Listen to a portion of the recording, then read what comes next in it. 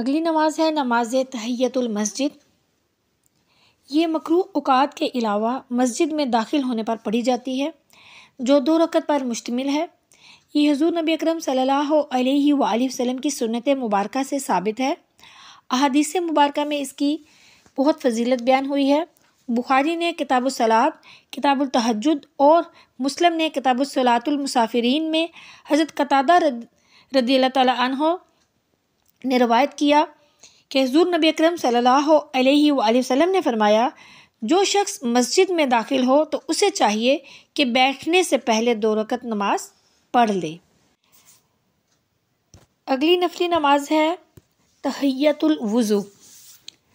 वुज़ू के फ़ौरन बाद 2 रकत नफल नमाज पढ़ना मुस्तहब और बाइसे खैर व बरकत है। सही मुस्लिम, सुनन अबी दाऊद, सुनन निसाई, सुनन इब्ने माजा और सही इब्ने खुज़ैमा में हज़रत उक़बा बिन आमिर रज़ियल्लाहु तआला अन्हु से रवायत है कि नबी करीम सल्लल्लाहु अलैहि वसल्लम ने फरमाया कि जिस शख्स ने अच्छी तरह वुज़ू करने के बाद ज़ाहिर व बातिन की कामिल तवज्जो के साथ 2 रकत नमाज पढ़ी तो उसके लिए जन्नत वाजिब हो गई।